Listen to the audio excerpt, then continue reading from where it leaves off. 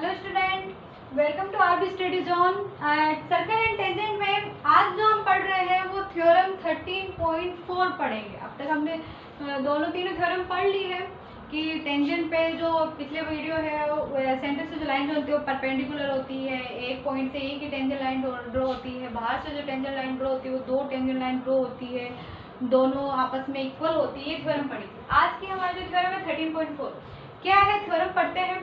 If a कोड is drawn, एक कोड ड्रॉन होती है through the point of contact of a tangent, यानी point of contact of tangent या टेंजेंट पॉइंट जिसको बोलते हैं, उससे अगर मैं कोड ड्रॉ करूँ टू ए सर्कल, एक सर्कल के अंदर, यानी जो टेंजेंट पॉइंट है उससे अगर मैं कोड ड्रॉ करूँ सर्कल के अंदर, देन द एंगल्स, जो एंगल है विच दिस कोड मेक, जो ये कोड एंगल बनाएगी with the given tangent are equal, यानी कि जो ये कोड टेंजेंट के साथ में जो एंगल बनाएगी उसका क्या बोला है, with the given tangent are equal. वो एंगल क्या होंगे, इक्वल होंगे। किसके इक्वल होंगे, टू द एंगल, यानी कोड जो टेंजेंट के साथ में एंगल बना रही है वो एंगल किसके इक्वल होगा, form in the corresponding alternate segment. तो वह एंगल किसके इक्वल होगा, जो कोड टेंजेंट के साथ एंगल बना रही है वो एंगल इक्वल होगा उस कोड के जो अल्टरनेट, यानी कोरस्पॉन्डिंग अपोजिट जो अल्टरनेट सेगमेंट में जो एंगल बनेगा उसके वो है इक्वल होगा। अब बेसिकली इसको, अब ये तो लैंग्वेज हो गई, बेसिक पॉइंट में अगर बेसिक बात करते कि बोला क्या उसने। अब देखो क्या बोला उसने कि ये हमारा सर्कल है, मेन बात बस ये कॉन्सेप्ट है, ये सर्कल है। मान लो ये मैंने टेंजेंट ड्रॉ कर ली, तो ये कौन सा पॉइंट हो गया हमारा, टेंजेंट पॉइंट। क्या हो गया, टेंजेंट पॉइंट। अब उसने ये बोला था कि टेंजेंट है, मैंने सर्कल पे टेंजेंट ज्वाइन कर ली, ये मेरा सेंटर टेंजेंट पॉइंट है। टेंजेंट पॉइंट से मैं कोड बना सकती, कहीं पे बना लो, इधर बना लो, इधर बना लो, कहीं पे बना, आपकी मर्जी है। तो ये हमारी कौन हो गई, कोड, ये हमारी हो गई कोड। अब बात करते हैं, सर्कल हो गया, सर्कल में टेंजेंट पॉइंट मिल गया, जिससे टेंजेंट लाइन, टेंजेंट पॉइंट से मैंने कोड ड्रॉ कर। अब उसने बात क्या की कि जो कोड है वो टेंजेंट के साथ में एंगल बना रहा है। तो टेंजेंट के साथ में ध्यान से देखो, एक एंगल तो ये बन रहा है और एक एंगल ये बन रहा है, जिसको डॉटेड डॉटेड डॉटेड डॉटेड, दो एंगल बन, दोनों साइड पे लेके चलेंगे, एक साइड पे तो क्या बोला है कि इसके साथ में जो ये एंगल बना है, ये वाला एंगल, ये थोड़ा सा ये कर, ये वाला जो एंगल है इस कोड के साथ में बना है, वो इस कोड के जो अपोजिट एंगल बनेगा उसके इक्वल होगा। यानी कि अगर ये एंगल, इस एंगल की बात करती हूँ तो ये एंगल इसी कोड से इसके अपोजिट एंगल कहीं पे भी बना, ये वाला इस कोड से इसके अपोजिट में जिधर भी बनेगा उसके इक्वल होगा। मान लो अगर ये 1 है तो ये भी क्या होगा, 1 होगा।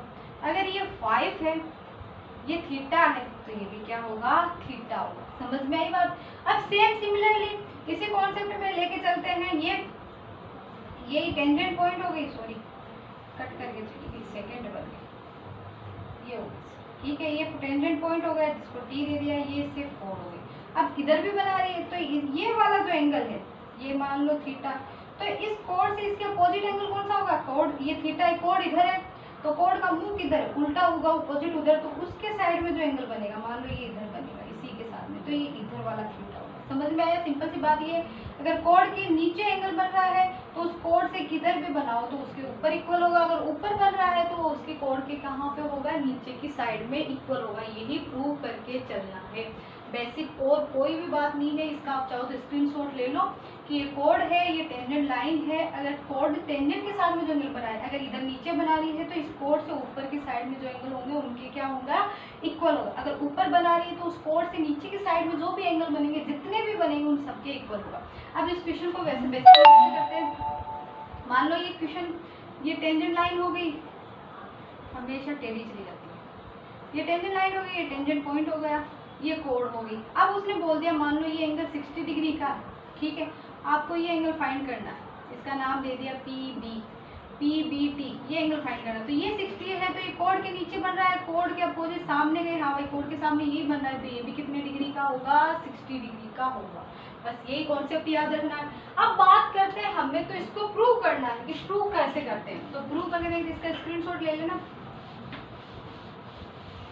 अब देखो प्रूव करते हैं, इसी क्वेश्चन को प्रूव करते हैं। तो प्रूव कैसे करते हैं, पहले डायग्राम तो बना ले। ये तो सर्कल हो गया, टेंजेंट लाइन सही बन जाएगा, ये टेंजेंट बन गई, ये टी पॉइंट पर, ठीक है। जो उसने मेन पॉइंट की बात बताई थी, ये मेरा क्या हो गया, कोड हो गया। अब प्रूव तो हमें ये करना है कि इससे ये एंगल जो बन रहा है वो इधर बनेगा, ठीक है। अब मैंने इसको नेम दे दिया पी क्यू हो गया, इसको ए नेम दे दिया, ठीक है। दो एंगल बनेंगे, एक ये रहा और एक ये रहा, दो एंगल बन गए, ठीक है। इसको नाम दे दिया 1, तो इसको नेम दे दिया 2। अभी तक इतना ही दे रखा है, हमें तो प्रूव करना है, तो इसके अपोजिट एंगल क्या बनाऊंगी मैं, इस कोड से तो ये बनेगा, तो 1 का अपोजिट ये हुआ 3, ठीक है, क्योंकि 1 कोड के नीचे ये है, कोड के सामने, और इधर 2 है, तो 2 के अपोजिट इधर कोड का चला तो ये वाला, बस कोड का लेके चलना है।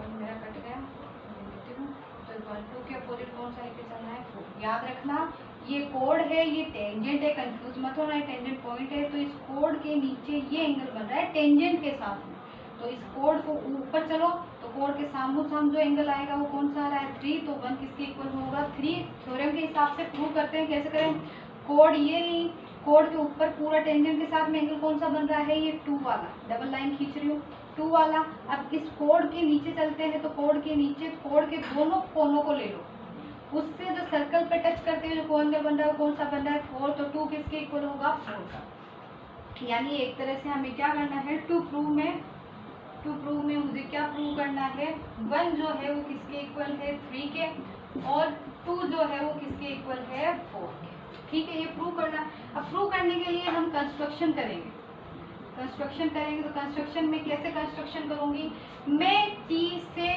ये सेंटर है ओ, इससे एक लाइन ड्रॉ करूंगी, ओ को टी से मिला दिया, सीधे आगे तक लेके जाऊंगी, यानी कि एक तरह से मैंने क्या कंस्ट्रक्शन ड्रॉ की है, टी से लाइन ज्वाइन की है जो किसका काम करेगी, डायमीटर का। इसको नाम दे दिया मैंने ई, और इस ई को फिर मैंने किससे ज्वाइन कर दिया ए से, ठीक है।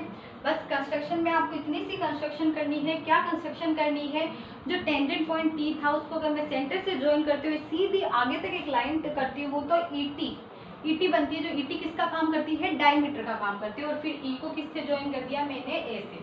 तो मैं शॉर्टकट में लिख रही हूँ ET is a diameter, shortcut में लिख रही हूँ, आप समझ जाना। Construction join O to T and extend O to E, ET as a diameter and join E to A, ठीक है, ज्वाइन कर दिया।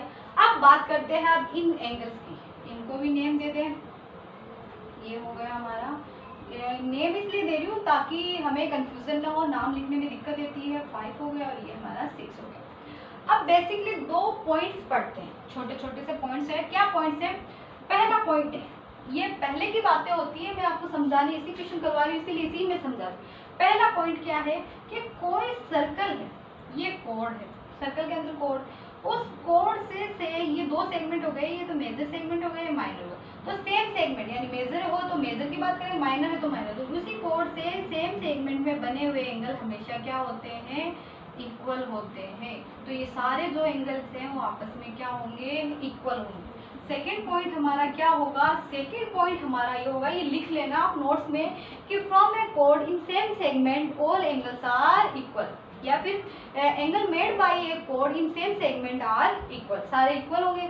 सेकेंड पॉइंट क्या होगा कि किसी सर्कल में किसी कोड से, कोड हो गई, किसी कोड से जो सेंटर पे जो एंगल बनता है, ये कोड है ए बी, इससे जो सेंटर पे जो एंगल बनेगा उसी कोड से सर्कल के रिमेनिंग पार्ट में जो एंगल बनता है उसका वो क्या होता है, डबल होता है।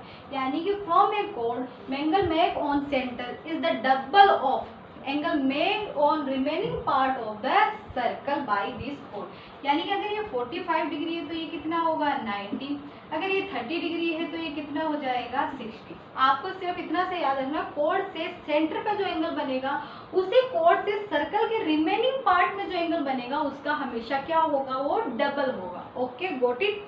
बस यही 2 पॉइंट्स आपको याद रखने हैं। अब बात करते हैं क्वेश्चन की। हमें तो क्वेश्चन थ्योरम सॉल्व करनी है, सॉरी प्रूव करनी है, तो थ्योरम देखो कैसे प्रूव करते हैं। अब बात करते हैं, सबसे पहले देखो, अब ET ये क्या है, डायमीटर। ET यानी कि O से जो जाती है वो लाइन क्या होती है, डायमीटर। अगर सीधी सी लाइन की बात करें तो वो एंगल कितने डिग्री का हो गया, 180 का। तो ये हमारी एक तरह से क्या हो गई, कोड हो गई। तो कोड सेंटर पे कितने डिग्री का एंगल बना रही है, 180। तो ये 180 डिग्री का एंगल ये बना रही है, और इसी कोड से इसके रिमेनिंग पार्ट पे ये एंगल बन रहा है। कौन सा एंगल बन रहा है, 5। तो ये 180 है, तो ये 5 कितने का होगा, 90 डिग्री का। अभी अभी थ्योरम में शॉर्टकट में लिख रही हूँ, क्या होगी, EOT is equal to 180 degree. So angle 5 कितना होगा, एंगल EOT अपॉन 2, यानी कितने डिग्री का हो गया, 90 डिग्री का। ये थ्योरम है। क्या थ्योरम लिखोगे, इसमें साथ में थ्योरम लिख देना कि angle made on centre bye a code and arc is double of the angle made by this code या arc on the remaining part of circle. First point ये आ गया। अगर ये 90 डिग्री है तो ये 6 और ये जो इधर छोटा सा एंगल दिख रहा है, इन दोनों की वैल्यू भी कितनी आएगी, 90 डिग्री। क्योंकि ट्रायंगल के अंदर जो सम ऑफ एंगल्स होता है वो कितना होता है, 180। अगर ये 90 है तो ऑब्वियसली दोनों बचे हुए भी कितने के होंगे, 90। तो इस हिसाब से एंगल 6 और प्लस इस एंगल का नाम क्या हो जाएगा, ETA। ये दोनों एंगल कितने के आ गए, 90 degree. Second, okay, got it. अब बात करते हैं, अब देखो ओ कौन सा पॉइंट हो गया, सेंटर पॉइंट। ओ से मैं टी को ज्वाइन कर देती हूँ, तो ये टेंजेंट है। तो अगर मैं सेंटर से टेंजेंट पॉइंट को ज्वाइन करती हूँ, जो रेडियस होती है वो उस पर क्या होती है, परपेंडिकुलर होती है। यानी कि पूरा एंगल कितने डिग्री का आएगा, 90 का। तो इस पूरे एंगल का नाम क्या है, OTA सॉरी। तो OTA प्लस में क्या आ जाएगा, इस एंगल को 1 इज इक्वल टू कितना आ गया, 90 डिग्री। ये मेरा कौन सा पॉइंट आ गया, थर्ड पॉइंट। कोई कंफ्यूजन की बात, ठीक है। ये 90 डिग्री है, तो इधर वाला भी कितने का होगा, 90 डिग्री का। यहाँ तक क्लियर है। वापिस से देख लीजिए, ये सेंटर पे बना हुआ है कोड से, तो ये 180 है। तो ये इसी कोड से इसके रिमेनिंग पार्ट में बना हुआ है, तो ये कितने का हो जाएगा, हाफ। ये 180 है, तो 5 एंगल कितने आ गया, 90 डिग्री। ऑलराइट। फिर उसके बाद में अगर ट्रायंगल के अंदर एक एंगल 90 का है, तो बचे हुए दो एंगल का सम भी कितना होगा, 90। तो 6 है, और इस एंगल का नाम क्या है, ETA यानी OTA। इसका इन दोनों का एडिशन कितना आएगा, 90। आफ्टर दैट ये क्या हुआ, ये 90। अब हमें पता है O को टेंजेंट पॉइंट T से ज्वाइन करती हूँ, तो OT यानी रेडियस हो गई। तो रेडियस जो होती है वो टेंजेंट पे क्या होती है, परपेंडिकुलर होती है। तो ये इस पे क्या होगी, परपेंडिकुलर। तो इस हिसाब से ये और ये 1, इन दोनों का एडिशन भी कितना हो जाएगा, 90 डिग्री। अब क्या करते हैं, अब लेके चलते हैं इन दोनों को। दोनों की वैल्यू क्या है, 90 90। दोनों इक्वेशन क्या है, इक्वल है। तो पुट इक्वल पुट करोगे तो 2 को किसके इक्वल पुट कर दिया, 3 के। अब क्या आ जाएगा, angle 6 plus angle ETA is equal to angle OTA plus 1। अब अभी भी बताया था ETA और OTA एक ही बात है, तो ये दोनों जब कट गए तो इस हिसाब से क्या आ गया, 6 इज इक्वल टू 1। एंगल 6 किसके इक्वल आ गया, 1 के। यानी जो 1 है वो किसके इक्वल है, 6 के इक्वल है। मेरा अभी कॉन्सेप्ट क्लियर नहीं हुआ, सॉरी मेरा क्वेश्चन अभी तक पूरा प्रूव नहीं हुआ, क्योंकि 1 हमारे पास किसके इक्वल आया, 6 के। जब मुझे 1 किसके इक्वल करना है, 3 के। तो 1 को 3 के इक्वल। अब बात करते हैं 6 और 3 का रिलेशनशिप निकालें, क्योंकि 1 को 6 के इक्वल तो कर दिया। अगर मैं 6 को 3 के इक्वल कर दूं तो ऑब्वियसली अपने आप की 1 किसके इक्वल हो जाएगा, 3 के। तो 6 को 3 के इक्वल कैसे करते हैं, अब देखो ये रही मेरी कोड OT, वही सेम क्वेश्चन है, ये कोड है। इस कोड से सेम सेगमेंट में बने हुए सारे एंगल क्या होते हैं, तो OT से ही तो ये 3 बन रहा है, और OT से ही ये AET बन रहा है। यानी ये दोनों 6 और 3 एंगल जो है वो सेम कोड से बन रहे हैं। तो इस हिसाब से जो 6 है वो किसके इक्वल आएगा, 3 से। क्या रीजन लिखोगे, एंगल मेड बाय सेम कोड on same segment are equal, दोनों इक्वल गए। तो 4th और 5th से हम क्या कर सकते हैं, from 4th and 5th, fourth और 5th से मैं क्या कह सकती हूँ, 6 इज इक्वल टू 1 है, 6 इज इक्वल टू 3 है, तो 1 इज इक्वल टू क्या हो जाएगा, 3। 1 किसके इक्वल आ जाएगा, इक्वल टू 3 आ ही गया। अब 1 इक्वल टू 3 के बाद में हमें प्रूव करना है 2 को 4 के इक्वल। तो इस हिसाब से 1 और 2 ये दोनों एंगल कौन से एंगल है, लीनियर एंगल। तो angle 1 plus 2 is equal to कितना होगा, 180 डिग्री। ये हमारी इक्वेशन नंबर आ गई 6। कौन से लिए हो गया, लीनियर एंगल, लीनियर। ठीक है, इनकी वैल्यू कितनी आ गई, 180 डिग्री। अब बात करते हैं ये वाला, इसका नाम क्या हो गया, नेम दे देती हूँ मैं इसको RA, और ये हो गया मेरा Z, RAZT। ये एंगल, ये ध्यान से देखो क्या बन रहा है, क्वाड्रिलेटरल। और सर्कल के अंदर जो क्वाड्रिलेटरल होता है उसको कौन सा क्वाड्रिलेटरल बोलते हैं, साइक्लिक क्वाड्रिलेटरल। तो इस हिसाब से RAZT is a cyclic coordinator, cyclic coordinator. और मैंने अभी भी बताया था साइक्लिक कोऑर्डिनेटर की कंडीशन क्या होती है, sum of opposite angle is equal to 180। तो हमें तो 3 और 4 से मतलब है, तो 3 और 4 ये दोनों अपोजिट एंगल हुए, तो इनका रिलेशन क्या होगा, 180 degree. Sum of 3 + 4 is equal to कितना आ गया, 180 डिग्री। ये इक्वेशन नंबर हमारी आ गई 7। तो 3 और 7 से 6 और 7 से क्या कह सकते हैं, दोनों 180, तो दोनों इक्वल है, तो 6 is equal to 7, 6 equal to 7। तो इस हिसाब से 1 + 2 इज इक्वल टू 3 + 4। अब हमें पता ही था, पहले रिलेशन प्रूव कर सकते हैं, 1 किसके इक्वल है, 3 के, तो 1 और 3 कट गए, तो 2 किसके इक्वल आ गया, 4 के। तो 2 4 के इक्वल आ गया, 1 3 के इक्वल प्रूव कर ही दिया।